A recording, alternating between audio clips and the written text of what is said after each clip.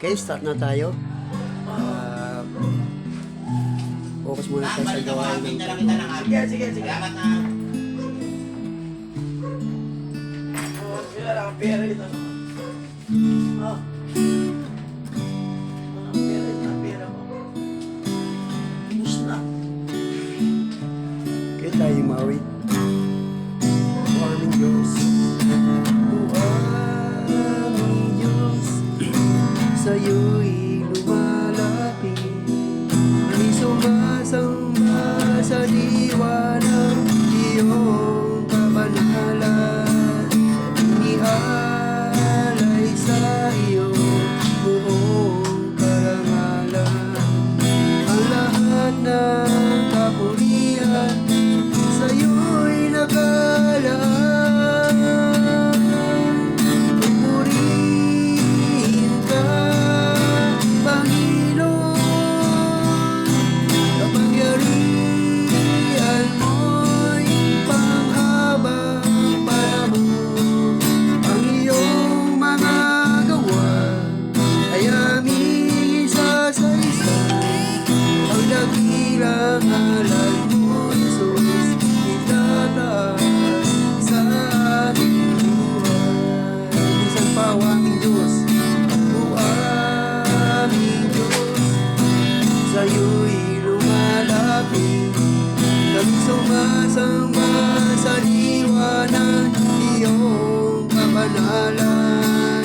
Inialay sa iyo buong karangalan. Ang lahat ng kapurihan sa'yo'y nakalaan. Pupurihin ka, Panginoon. Kapangyarihan mo'y panghabang panahon. Ang iyong mga gawa ay aming isasaysay. Ang dakilang ngalan mo, Jesus, itataas sa aming buhay. Ang dakilang ngalan mo, Jesus, itataas sa aming buhay.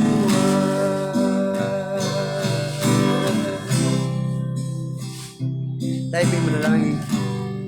Ngayon sa gabi nito, Diyos, muli kami ay narito upang patuloy na purihin ka, sambahin ka, O God. Lunis na naman, Panginoon, salamat sa buong isang linggo na kami po ay yung ginabayan, pinatubayan, O Diyos. Hindi walang sakit at karamdaman, Panginoon. Kaya narito kami, O God, upang patuloy na dakilain ang iyong dakilang pangalan, Panginoon. Maging mga kapatiran namin, Panginoon, na madalo sa gawain ito, Diyos. Ano man ka naman ginagawa, Panginoon, sa awit ito, Diyos. Dalangin namin, Panginoon, na sila man ay makapiling at makasama namin sa gawain ito, Diyos. Kaya Lord, patuloy ka namin itataas at pupurihin at dadakilain sa pamamagitan ng mga papuring awit na aming awitin sa mga oras mo, God, sa pangalan ng Jesus. Okay, tayo mahal sa Panginoon. Dalisay ang aking nais, salikain, O Diyos, para sa akin. Dalisay ang aking nais, salikain, O Diyos, para sa akin. Isang pusong tapat, isang pusong tapat, na sa'yo'y nagmamahal. Isang puso sa'yo na walang alinlangan. Isang pusong tinitibok na ika'y parangalan.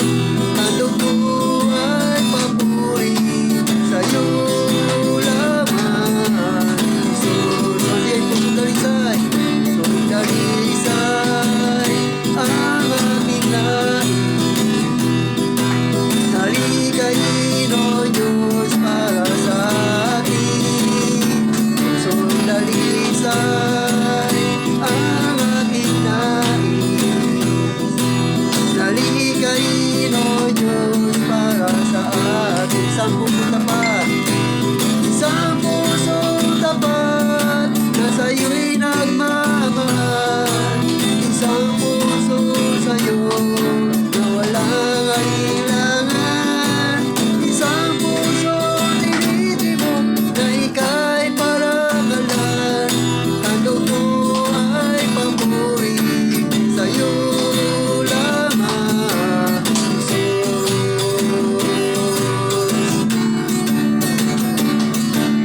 Puso ko iyong sinisiyasat, buhay ko iyong alam. Alam muli mo, Yahweh, ay tiyak mo ang nalalaman.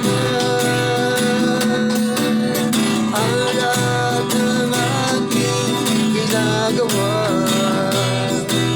sa'yo ay iniringin. Ang lahat muli mo, Yahweh, ay tiyak mo ang nababati. Salamat, Panginoon, kilala mo ako. Ang lahat ng bagay ay nilingin sa'yo. Salamat, Panginoon, tinutuwid mo ako. Ikaw lang ang may alam ng aking pagtutuhan. Salamat sa'yo, Panginoon. Isa pa, puso ko yung sinisiyasat. Puso ko iyong sinisiyasat. Buhay ko iyong alam.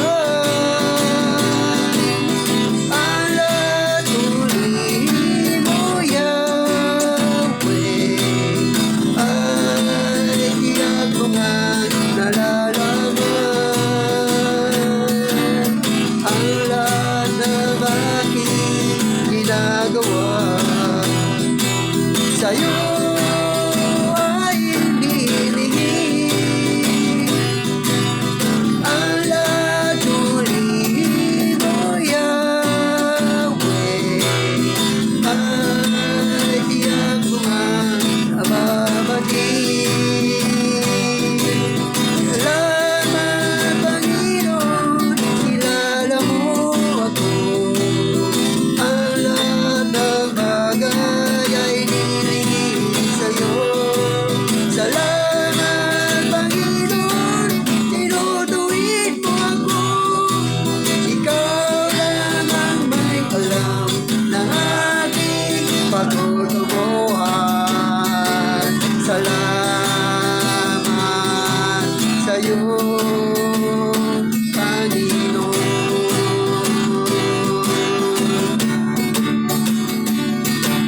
Sa puso ko, nais kong mawitan ka. Huwag mong kaluluwa'y sambahin ka.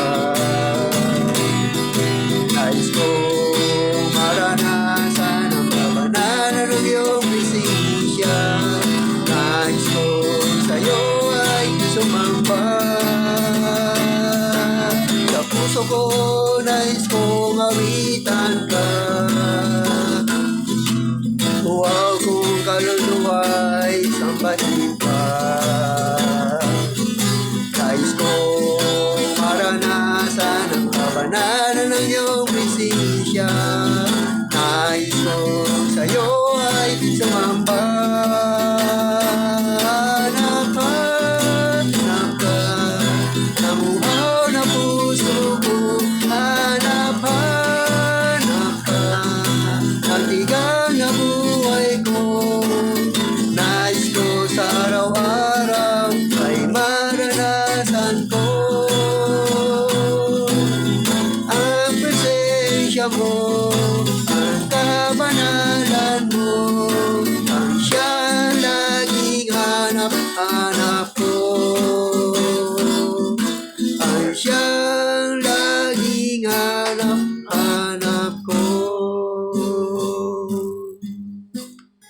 Praise the Lord.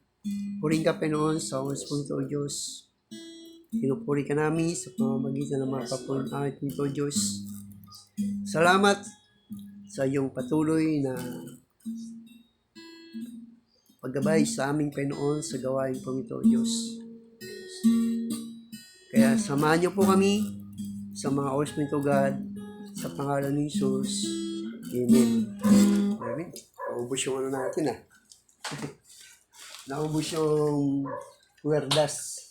So, pray ng Diyos sa gabing ito. So, hindi po hadang ang gawain ng Diyos sapagkat sa gabing ito ay hindi po tayo nag-isa. Marami po tayong nanonood sa Luzon, Visayas at Mindanao. Sila po ay napapanood din tayo sa oras pong ito. No? At siguro mga kasama natin ay busy, no? Yes. Busy sila ngayon, pero hindi po yung hadlang para hindi po natin ipagpatuloy ang gawain po ng ating Panginoon. So bago po yan, tayo muna ay magpasalamat sa Panginoon sa oras pong ito. Ay, Chairman. Una-una, maraming salamat sa Panginoon dahil daming ginawa ng Diyos. Kung iisipin mo lang, ginawa niya sa buhay ko. Talagang napakabuti ng Diyos. Andun yung hindi niya ako iniwan. Lahat ng bagay na dumating sa buhay ko, hindi niya ako iniwan, hindi rin ako bumitaw kasi wala akong aasahan kundi siya. Amen. Ano man meron sa akin, ano man meron ngayon, galing lahat sa kanya.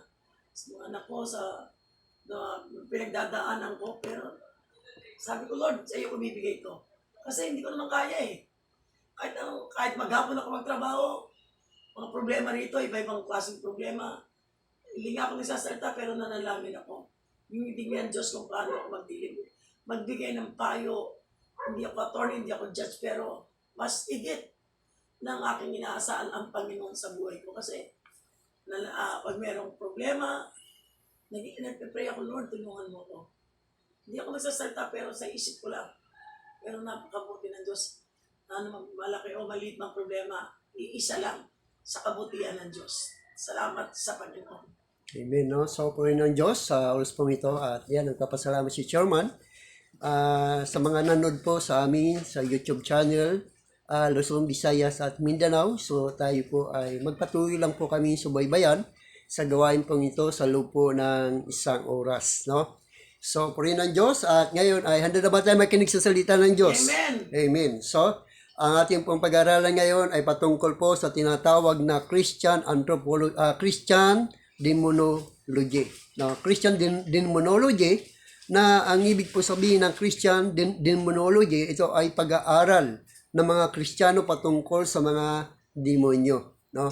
So, dito po ay pinag-aaralan po rito kung saan na ba nagmula ang demonyo o ang demonyong ba ay nilikha ng Diyos o wala talagang demonyo sa simula, no? Ibig sabihin ay dumating lamang ang demonyo sa panahon na ang mga anghel ay nagkasala sa Diyos, no? So, yun po yung dahilan kung bakit mayroong demonyo dahil ang mga anghel na ito na naglilingkod po sa Panginoon ay ito yung mga sumuway sa kalooban po ng Diyos. No?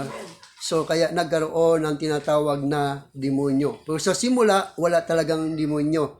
No? Ang nilikha ng Diyos ay mga anghel.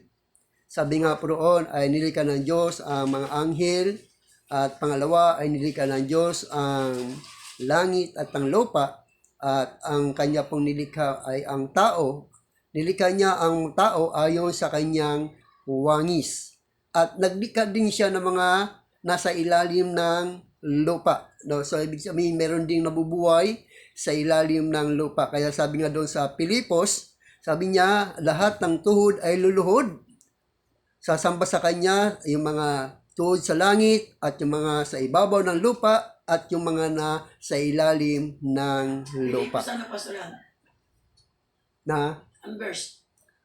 Pilipos chapter 2 verse 5 hanggang 11, no? So doon ay makikita natin na mayroon pang nilikha ang Diyos sa ilalim ng lupa. So, hindi lang tayo ang nabubuhay.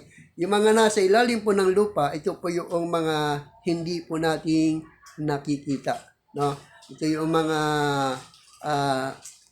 tinatawag na mga engkanto, no? Kaya mga ano man yung mga katawagan sa kanila doon sa nabubuhay sa ilalim ng lupa, no? At tayo yung mga nabubuhay sa ibabaw ng lupa, tayo yung mga tao na nilikha ng Diyos ayon sa kanyang wangis. At ang nabubuhay naman sa langit, no, ay ang mga anghel.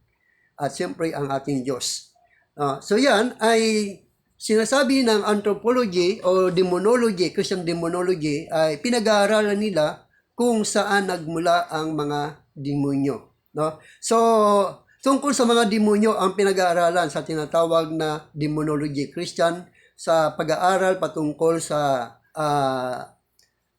tinatawag na theology. No? Theology.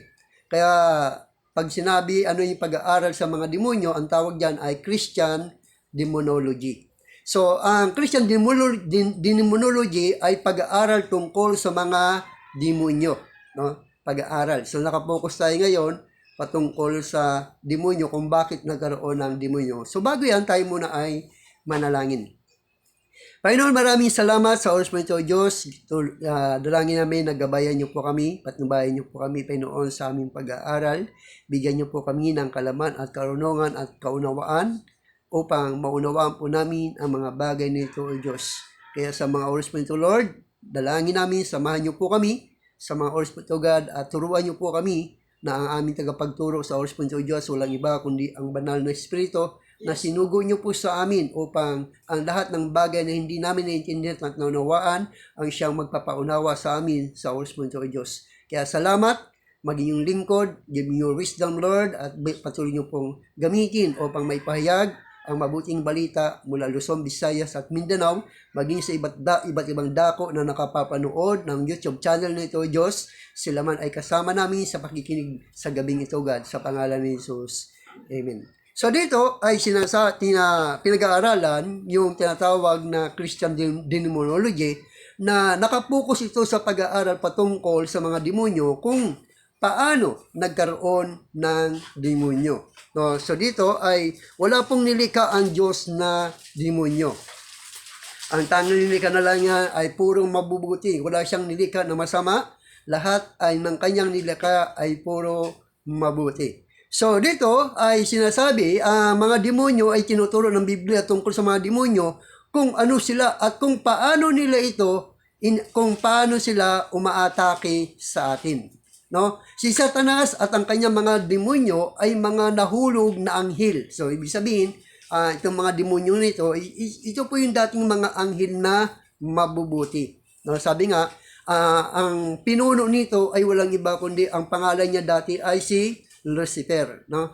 Pangalan niya dati nung hindi pa siya nagkakasala sa Diyos, ang pangalan niya ay Lucifer. Na ibig sabihin ng Lucifer, siya yung maningning na tala na kung saan ay nangunguna ito sa pagsamba at paglingkod sa Diyos, na ang lahat ng anghel ay pinangungunahan niya sa pamamagitan ng mga papuring awit na katulad ng inaawit natin, no? Katulad ng inaawit natin, walang ibang binabanggit na pangalan maliban sa Diyos. So, ganun ang kanilang mga papuri. Ngunit nung magkasala si Satanas, iba na ang papuri ang ginagamit, hindi na patungkol papuri sa Diyos. So, dalawa ng awit ang narito sa mundo. No, dalawang awit patungkol sa Diyos at awit patungkol sa sanglibutang ito. No? So, ibig sabihin, yung awit sa sanglibutang ito ay nakapokus patungkol sa pagpupuri kay Satanas. Kay Satanas, no? Nang dating pangalan niya ay Lucifer. Kaya si Satanas at ang kanyang mga demonyo ay mga nahulog na anghel. Mga tunay na personal na nilalang na nakipagdigma laban sa Diyos, sa banal na anghel, at sa sangkatauhan. Tinutulungan tayo ng Kristiyanong demonolohiya na magkaroon ng kamalayan kay Satanas. Sa kanyang mga alipuris at sa kanilang masasamang pakana, Maraming tao ang naniniwala na si Satanas at ang kanyang mga demonyo o mga kampon ay personifikasyon lamang ng kasamaan. Tinutulungan tayo ng Christian Demonology na maunawaan ang kalikasan ng ating spiritual na kaaway. Itinuturo nito sa atin kung paano lalabanan at daigin ang dyablo at ang kanyang mga tukso. So purihin ang Diyos sa tagumpay laban sa kadiliman sa pamamagitan ng ating Panginoong Hesukristo. Bagamat ang Kristiyano ay hindi dapat mahumaling sa mga pag-aaral patungkol sa mga demonyo. Ang malinaw na pangunawa sa demonolohiya ay makakatulong sa pagpapatahimik sa ating mga takot. Kasi kung hindi natin pag-aralan ang patungkol sa mga demonyo, hindi natin alam kung ano yung nangyayari sa mga bagay na hindi natin naiintindihan. Pero kapag ito po daw ating pag-aaralan, ito ay makakatulong sa atin para mapaglabanan natin ang mga bagay nito. Kaya panatilihan tayong magbantay at magpapaalala sa atin na manatiling malapit sa ating Panginoong Hesukristo. Nasa ating puso ang banal na Espiritu at mas dakila siya na nasa ating kaysa nasa sanglibutan. Ang sabi dito sa 1 John chapter 4 verse 4 hanggang 6, ang sabi niya po ay ganito, "Mga anak, kayo nga ay sa Diyos, at nagtagumpayan na ninyo ang mga huwad na propeta, sapagat ang Espiritu na sa inyo ay mas makapangyarihan kaysa Espiritong nasa mga makasalibutan. Sila'y makasalibutan, kaya mula rin sa salibutan ang itinuturo nila at nakikinig sa kanila ang makasalibutan. Ngunit tayo'y sa Diyos at ang sinuman kumikilala sa Diyos ay nakikinig sa atin. Ngunit ang hindi nakikinig sa atin ang sinumang hindi sa Diyos. Sa ganito nga natin nakikilala ang Espiritu ng katotohanan at ang Espiritu ng kasinungalingan." Kasi ang pinagmumula ng kasinungalingan ay walang iba kundi si Satanas. Now, si Satanas na kung saan ay siya yung pinagsisimulan. Kaya ang isang pangunahing kasulatan na may kaugnayan sa Kristiyanong demonolohiya ay ang 2 Corinthians chapter 11 verse 15 hanggang 15 na sinasabi ng ganito, na meron ding mga lingkod si Satanas sa mundong ito. At meron ding mga lingkod ang Diyos sa mundong ito na nagtuturo ng katotohanan at nagtuturo ng kasinungalingan. No, kasi ang trabaho ni Satanas ay magsinungaling at ang trabaho naman ng mga lingkod ng Diyos ay magturo ng katotohanan. Sa 2 Corinthians verse 11, chapter 11 verse 13 hanggang 15, ang sabi niya, "Hindi sila tunay na apostol, kundi mga nandaraya lamang at nagkukunwaring apostol ni Kristo. Hindi ito dapat pagtakhan sapagkat si Satanas man ay maaaring magkunwaring anghel ng kaliwanagan. Kaya hindi katakataka na magkukunwaring lingkod ng katwiran ang kanyang mga lingkod. Ang kanilang kahinatnan ay ayon lamang sa kanilang mga gawa." So dito ay makikita natin na maging si Satanas ay mayroon din siyang ginagamit na mga lingkod para magbigay ng papuri sa kanya, para magbigay ng parangal sa kanya. Pero may mga lingkod din ng Diyos na itinuturo ang katotohanan. Ngunit ang gawain ni Satanas ay linglangin, no? Ang mga taong gustong lumapit sa Diyos. Yun ang kanyang trabaho, na hadlangan ang plano at layunin ng Diyos nung siya ay sumuway sa Diyos. Kaya ang sabi rito na ang mahalagang pag-aaral sa Christian Demonology ay dapat nating mapag-aralan. Una, ang sinasabi ng Biblia tungkol sa mga demonyo. Kaya ang mga demonyo ay nahulog, ito yung mga anghel na nahulog.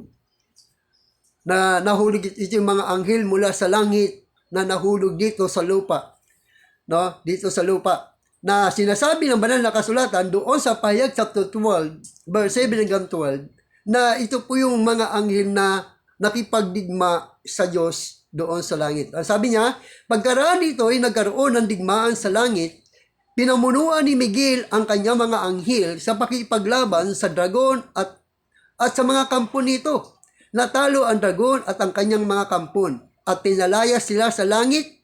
Iginapos ang dambuhalang dragon, ang matandang ahas na tinawag na Satanas.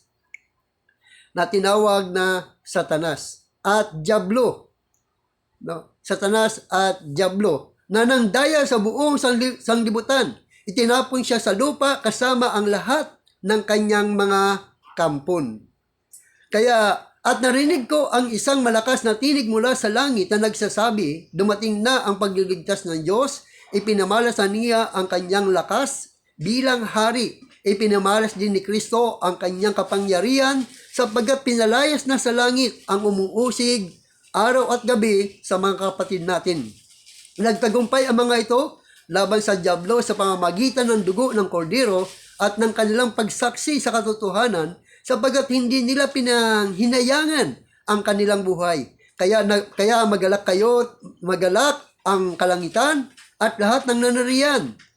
Ngunit kalagim-lagim ang daranasin ninyo lupa at dagat, sapagkat ang matinding puot ng Diablo ay babagsak sa inyo. Alam niyang kakaunting panahon na lamang ang nalalabi sa kanya.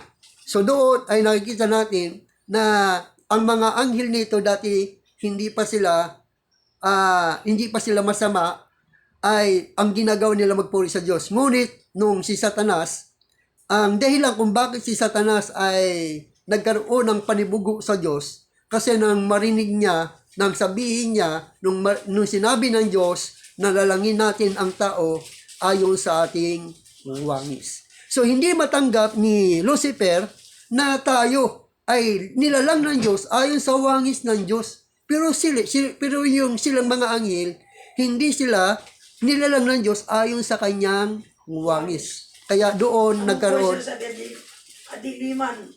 Yes. No? So kaya doon nakita doon, kaya nagkaroon siya ng desire na lumaban sa Diyos.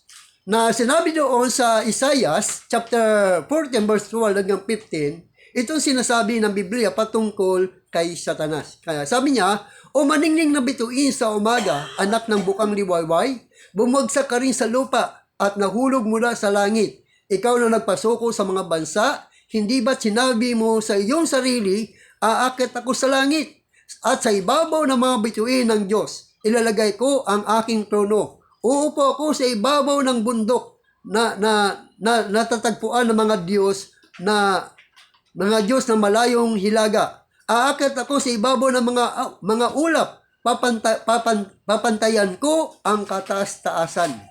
Ngunit ano ang nangyari at nahulog ka sa daigdig ng mga patay sa kalaliman walang hanggan." So yun ang naging dahilan kung bakit bumagsak si Lucifer na tinawag ng Satanas, dahil nga gusto niyang pantayan ang Diyos. Gusto niyang pantayan niya, Pastor. Yes. No? Gusto niyang pantayan ang Diyos, kaya ngayon nakipaglaban siya. Kaya nung bumagsak siya, isinama ni Satanas ang ilan sa mga anghel, ikatlong bahagi ng mga isinama niya upang kalabanin ang Diyos. Binanggit din sa Judas chapter 1 verse 6, "Alalahan din ninyo ang mga anghel na hindi na natili sa kanilang dating kalagayan at kapangyarihan. Sa halip ay iniwan ang kanilang tahanan, kaya sila'y ginapos ng Diyos ng di mapapatid na tanikala at ibinilanggo sa pusod ng kadiliman hanggang sa sila'y hatulan sa dakilang araw ng paghuhukom." Sa Judas chapter 1 verse 9, ang sabi rito, kahit si Miguel na pinuno ng mga anghel nang makipaglaban sa Diablo tungkol sa bangkay ni Moises, ay hindi nangahas gumamit ng lapastangan, tanging ang sinabi niya ay parusahan ka nawa ng Panginoon. Pero si Satanas, talagang taasan niyang sinabi na siya ay magiging kapantay ng Diyos. Kaya siya ay binagsak at pinangalanan siyang Satanas o Diablo. Nang ibig sabihin ng Satanas o Diablo, sumasalungat sa kalooban ng Diyos. Lumalaban siya. Ibig sabihin, yun ang kanyang dahilan yung pangalan na Diablo. Kaya ang mga anghel na nagkasala, ayon sa Biblia, ang mga demonyo ay mga nahulog na anghel kasama si Satanas at piniling maghimagsik laban sa Diyos. Ang ilan sa mga demonyo ay nakakulong na sa kadiliman na nakagapos ng walang hanggan tanikala. Para sa kanilang kasalanan, ang iba ay malayang gumagala at tinutukoy bilang mga makapangyarihan nitong madilim na mundo at ang espiritual na puwersa ng kasamaan sa mga makalangit. Na sinasabi doon sa episode chapter 6, verse 11 hanggang 12, na sila ito yung mga hindi nakakulong na nandito ay pag-alagala na mga anghel na tinawag na demonyo, no?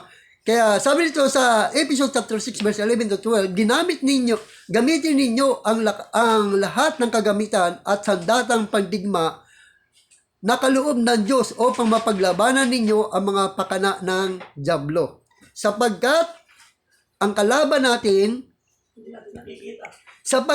hindi tayo nakikipaglaban sa mga tao, kundi sa mga pinuno, sa mga makapangyarihan, at sa mga tagapamahala ng kadiliman, umiiral sa sanlibutan ito, ang mga hukbong espiritual ng kasamaan sa himpapawid. Kaya dito, nakita natin na ang mga demonyong ito ay nandito sa atin. Ngunit wala silang kapangyarihan sa atin. Alam mo kung bakit wala silang kapangyarihan sa atin? Dahil nga, tayo ang binigyan ng Diyos ng authority, mamahala sa mundong nito. Bigyan tayo ng authorized para magpalayas tayo ng masamang espiritu. Yes, binigyan tayo ng authorized at mayroon tayong tinatawag na silyo na hindi tayo pwedeng galawin ni Satanas hanggat walang pahintulot ang Diyos. Bagamat binagsak si Satanas dito sa mundo, ngunit wala pa rin siyang kapangyarihan sa atin. Kasi kung mayroon siyang kapangyarihan, so lahat ng tao pwede niyang ipusis, pwede niyang pasukan. Kasi nga, milyon ang nandito sa mundong ito. Milyong masamang espiritu nandito sa mundong ito. Ngunit wala nga silang kapangyarihan sa atin. Kaya, kumbaga ang bawat isa sa atin kasi, mayroon tayong mga bantay na anghel. May protection po tayo. No? Pag-anak ng Diyos. Yes. Masama ka man o mabuti, nandun ang protection ng Diyos sa mga hanggat ikaw ay nabubuhay. No, hanggat ikaw ay nabubuhay, mayroong protection po ang Diyos sa lahat ng tao, masama man ito, mabuti. Paano lumalayo sa Diyos? Yes, mayroon pa rin siyang protection. Kasi nga sabi ng Diyos, ang araw ay pinasisikat niya sa mabuti at masama. May sabihin ng tao, ay hindi na, gagawa na ako mabuti. Total, inanon naman ako ng Panginoon. Tawag ito, yung siguro kasalamin ng tao. Pero pastor, yung ayaw ng Diyos ang gumagawa kasisiran niya eh. Yes, tama po yun. Hindi ng Diyos kasi, pero yung anghel nito hindi po alam ng tao. Kasi hindi po siya nakikita. No, hindi siya nakikita. Ala pa nakakakita sa Diyos, pastor. Yes, wala pa. At Kahit sino sa atin. Pero merong siya eh. Yung sinasabi niya ng pero yung tungkol doon sa mangyayari, about na maging mas masama ka, pinanantubayan ka pa, pero pinakalalahanan ka ng Diyos. yes. Kasi alam mo masama, ginagawa mo. Yes. Kaya doon nakikita natin kasi kung mabuti lang ang pinoproteksyon ng Diyos, ay madali silang sakupin ni Satanas. Ibig sabihin, madali silang lahat ng taong hindi sumusunod sa Diyos, pwedeng ipusis ni Satanas. Kailangan sumunod ka kasi hindi ka kasi kung hindi ka susunod, kung pangawa ka ng salita ng Diyos na gumawa ka masama, nandun pa rin protect ng Panginoon, napapasama ka talaga. Ang proteksyon ng Diyos sa atin, hanggat hindi pa tapos ang kontrata mo sa mundong ito, nandun ang proteksyon ng Diyos, iniingatan ka ng Panginoon. Pero, kaya nga mayroong pahayag mabuting balita. Nasa pamamagitan ng mabuting balita. Pastor, kung paulit-ulit naman ginagawa mo mali, Yes. paano ka paprotektahan ng Diyos? Magagalit sa'yo. Alam mo, paulit-ulit na ginagawa mo mali. Magagalit ang Panginoon. Yes. Kaya meron po tayong tinatawag na batas. Ibig sabihin yung batas na yon kapag gumawa ka ng kasalanan, parusahan ka. Ang pinakabatas ng Diyos kapag ikaw ay namatay doon. Ibig sabihin, kapag namatay ka roon sa iyong ginawang kasalanan, yun ang matinding kaparusahan. Kasi nga, doon wala ka ng Namatay ka sa kapatawaran. ginagawa mo, ikaw gawa mo yun. Yes. Pero, ginagawa mo sa sarili mo, Expired na po pala ito eh. Hanggang 31 lang. kailan ka kumuha? Diyan sa inyo po din. Kailan? Ito. Ano ka na Sandali lang. Sandali lang kami ha. Okay. So doon nakikita natin na sinasabi rito na mabuti man o masama, nandun pa rin yung pag-ibig ng Diyos. Tama yun. Hindi siya nagtatangi, no? Kasi hangga't buhay ang tao, merong pag-asa na magbago. Hangga't buhay ang tao, merong pag-asa na tumalikod sa kanilang mga kasalanan. Wala na silang pag-asa kapag sila'y namatay na. Na hindi sila tumalikod sa kanilang mga kasalanan. Kaya dito, pinakikita rito na kaya walang kapangyarihan si Satanas na kontrolin ang mga tao, mabuti man ito o masama. Kasi nga, mahal ng Diyos ang lahat ng tao, mabuti man o masama. Kaso lang nga, nasa tao, binigyan lang tayo ng kalayaan, mamili. No? Binigyan lang tayo ng kalayaan, mamili kung pipiliin mo ang Diyos o pipiliin mo ang kasamaan. Magpapatuloy ka ron. Pero hanggat buhay ka, iniingatan ka ng Panginoon. Nandun pa rin yung protection sa Kanya. Protection sa iyo ng Diyos. Nandun pa rin yung pwede kang pagpalain. Lahat ng yung gagawin ay magiging pagpapala kahit gumawa ka ng masama. Ang problema lang doon kapag namatay ka nga doon, kapag ikaw ay namatay sa kasalanan ngayon, wala ka ng kapatawaran sa Diyos. Pero hanggat buhay ang tao, meron pa rin siyang kapatawaran. Amen. Meron pa rin siyang kapatawaran. Kaya hindi natin pwedeng husgahan na, hindi ka na patatawarin ng Diyos. Bakit? Kasi nga masama ang iyong ginagawa. Pero hanggat buhay yan, hindi natin pwedeng masabi yan. Kasi daiman ay nanggaling din tayo doon. Tama. Nanggaling din tayo doon sa kasamaan na yan. Kaya purihin lang ang Diyos dahil lang sa habag ng Panginoon, nakakilala rin tayo sa Diyos. Mahusgahan lang natin ang tao kapag siya ay namatay na. Pero hanggat buhay siya, hindi natin siya pwedeng husgahan sapagkat ang araw at ulan ay pinasisikat pa rin ng Diyos para sa Kanya. So, ibig sabihin, walang tinatangi ang Diyos. Kaya ang mga demonyo ay sumusunod pa rin kay Satanas bilang kanilang pinuno at nakikipaglaban sa mga banal na anghel at pagtatangkang hadlangan ang plano ng Diyos at hadlangan ang mga tao na lumalapit sa Diyos. So, yun ang mga trabaho ni Satanas. Hadlangan lang na huwag silang lumapit. Kasi nga, kapag lumapit sila sa Diyos, makikilala nila ang Diyos. Paano nila hadlangan ang tao lumapit sa Diyos? Katulad ng mga Bible study. Hadlangan nila yan. Huwag ka dyan. Huwag ka dyan. Kumbaga Lumalayo sila. yes, pinalalayo sila sa salita ng Diyos. Ay, makinig, bingi yan. Yes. Kumbaga yun ang gawain ng mga kampo ni Satanas. Hindi na pinangalagaan sa salita ng Yes. Diyos. Hadlangan nila yung mga tao na huwag makarinig ng salita ng Diyos. Mas sasabihin ni Satanas, ito na lang ang pakinggan mo. Tama. Ito na lang ang gawin mo. Dito ka na lang. Dito ka na lang, huwag kang pumunta ron. Kasi kapag pumunta ka ron, maging katulad kanila. Magiging katulad kanila. Ibig sabihin, malalaman mo rin ang katotohanan.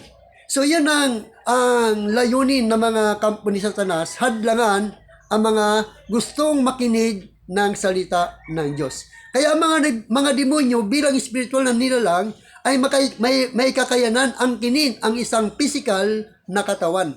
So, pwedeng angkinin. Paano maangkin nila ito? Kapag ang tao ay hopeless, wala na siyang, sinasabi niya sa kanyang sarili, wala na akong pag-asa. Ibig sabihin, hindi na siya nagtitiwala sa kanyang sarili. Kaya pwede siyang ipossess ng masamang espiritu.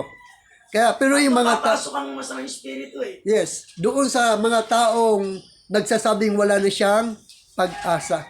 Wala na siyang magagawa. Lumalayo siya sa Diyos. Lumalayo na siya sa Diyos kasi nga hopeless na siya. Ngayon, doon na ngayon, mayroong pagkakataon si Satanas na pasukin ang taong iyon. No? pasukin ang taong ngayon. Kaya mayroong mga taong napupusis. Pero hindi lahat ng tao ay napupusis. Ang napupusis lamang yung mga taong wala ng, kumbaga mahina ang kanilang mga loob. Walang matatag. Walang matatag na determinasyon ng kanyang buhay. Kaya ngayon, hindi na sarili niya ang nagpapatakbo sa buhay niya, kundi nagpapatakbo sa kanya ay walang iba kundi si Satanas na. Yung mga kampo na ni Satanas. Kaya mayroon tinatawag na napupusis. Pero lalayas din naman ito. Tama pa yan magpalayas, kailangan matatag ang pastor. Yes, kailangan matatag. No? Pwede yung Nakaraan lang yung anak ko napusis eh. Bakit siya napusis? Kasi nga, kumbaga pagpasok niya raw sa CR, meron daw siyang nakita, no? Dito sa may mata. Kaya ang tanong, dinala siya ng mga lakas niya.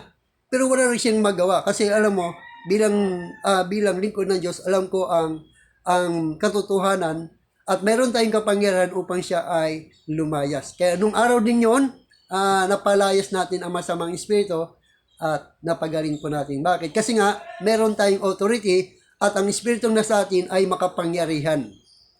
Ang sabi ng banal na kasulatan, makapangyarihan ang ating espiritu. Ang sabi doon sa 1 John chapter 4, pastor? 1 John chapter 4, verse 4 hanggang 6. Makapangyarihan yung espiritu na natanggap po natin. 4:6 lang, pastor. 1 John chapter 4, verse 4 hanggang 6. 1 John.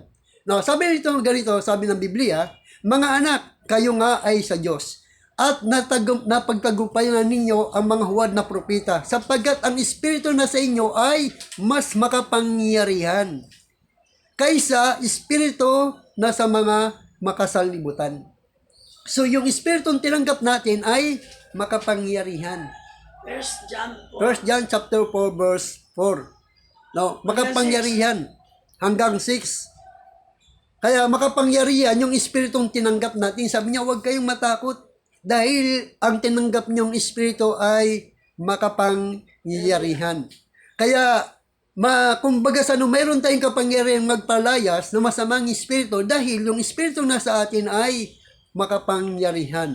Kaya maraming inaalihan ng demonyo ang dinala sa kanya, maging si Jesus Christ, maraming inalihan ng mga demonyo at pinalayas niya ang mga espiritu sa pamamagitan ng isang salita. No? Sabi niya sa Matthew chapter 8 verse 16 hanggang 17, Matthew chapter 8 verse 16 hanggang 17, nang gabing iyon dinala kay Jesus ang maraming sinapian ng mga demonyo. Sa isang salita lamang ay pinalayas niya ang masamang espiritu at pinagaling ang lahat ng may karamdaman. Sa gayon natupad ang sinabi ni Propeta Isaias, inalis niya ang ating mga kahinaan, pinagaling ang ating mga karamdaman. Amen. Kaya meron tayong kapangyarihan. Kaya sabi ni Jesus Christ, magpagaling, magpalayas na masamang espiritu. Kaya Kasi anak tayo ng Diyos. yes, 100% maniwala lang po tayo na tinanggap natin ang espiritu ng Diyos ay makapangyarihan. Kaya ang otoridad ni Jesus sa mga demonyo ay isang mga patunay na siya nga ang anak ng Diyos. Kaya pinakikita ng Biblia na tayo rin ng mga mananampalataya, sabi doon sa Marcos chapter 16, verse 15 hanggang 17, na sinasabi roon sa verse 17, ang sino man sumampalataya sa pangalan ko ay magkakaroon ng tandang kapangyarihan. Magpapalaya sila ng masamang espiritu. Magpapagaling sila ng mga may sakit at karamdaman. So, meron tayong kapangyarihan magpalayas ng masamang espiritu kapag tayo ay naniniwala kanino kay Kristo. Sabagat si Kristo lamang ay merong kapangyarihan magpalayas ng masamang espiritu sa pamamagitan po natin. Kaya alam ng mga demonyo kung sino si Jesus at natatakot sila sa Kanya. Ano ang kailangan natin? Sabi niya, ano ang kailangan mo sa amin, anak ng Diyos? Sumigaw ang mga demonyo, na parito ka ba upang pahirapan kami bago ang takdang panahon. Kaya dito ang sinasabi ng banal na kasulatan, yung kapangyarihan ni Jesus na magpalayas ng masamang espiritu at ganun din tayo ay meron din tayong kapangyarihan magpalayas ng masamang espiritu. Binigyan tayo ng authorized no? Binigyan tayo ng authorize. At sa 1 Peter chapter 5 verse 8 hanggang 11, ganito yung sinasabi, maging handa kayo at magbantay. Ang dyablo, ang kaaway ninyo ay parang leon na umaatungal at aaligid na naghahanap ng masisila. Huwag kayong matakot sa kanya at magpakatatag kayo sa inyong pananampalataya sa Diyos. Tulad ng alam ninyo, hindi lamang kayo ang nagtiis ng ganitong kahirapan, kundi pati ang inyong mga kapatid sa buong sanglibutan. So, ang kailangan nating magpakatatag at labanan ang dyablo. No? Sa anong paraan? Siyempre sa pamamagitan ng pananampalataya natin sa Diyos at pananalangin natin sa Diyos. Dahil yun lang ang tanging paraan upang mapaglabanan natin yung mga gawa ng dyablo. No? So dito, sinasabi ng banal na kasulatan na sinasabi sa 1 Peter chapter 5 verse 8 hanggang 9, ang sabi niya, maging handa kayo at magbantay. Ang diablong kaaway ninyo ay parang leon na umatungal at ali-aligid na naghahanap ng masisila. Huwag kayong matakot sa kanya at magpakatatag kayo. Labanan ninyo ang diablo at lalayuan niya kayo. So, doon ay pinakikita na sabi rito, so meron tayong kapangyarihan na labanan kapag nilabanan natin ang diablo sa pamamagitan ng ating panampalataya at pananalangin, lalayuan po tayo. Sabi niyo sa Santiago chapter 4 verse 7 hanggang 8, kaya nga, pasakop kayo sa kapangyarihan ng Diyos. Labanan ninyo ang diablo at lalayuan kayo nito. Lumapit kayo sa Diyos at lalapit siya sa inyo. Linisin ninyo ang inyong mga kamay, kayong mga makasalanan. Linisin ninyo ang inyong puso, kayong pabago-bago ang isip. So doon ay sinasabi ng banal na kasulatan na bilang mga mananampalataya, mayroon tayong kapangyarihan na labanan, no? Magpalayas na masamang espiritu, no? Masamang espiritu. So dito pinag-aaralan po natin yung tinatawag na Christian demonology na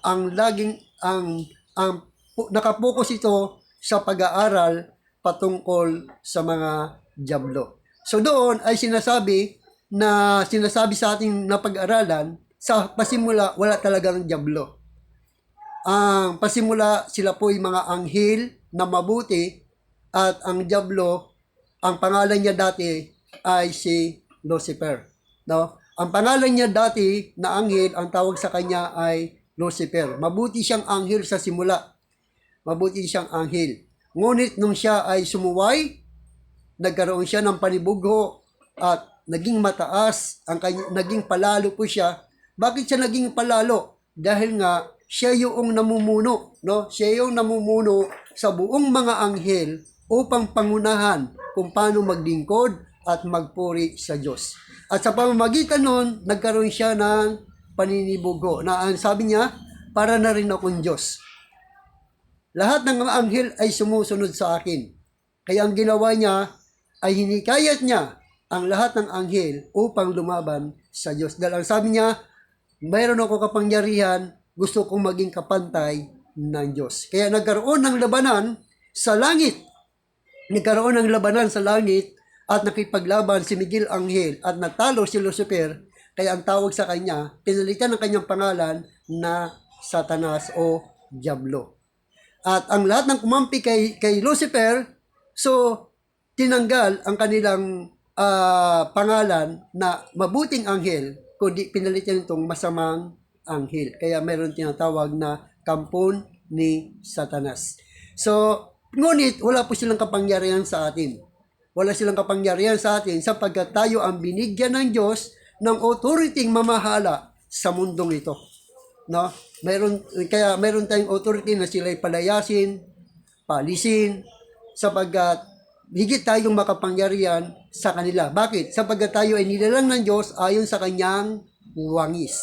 No? Nilalang tayo ng Diyos ayon sa wangis ng Diyos. At ang mga anghel ay nilalang lamang.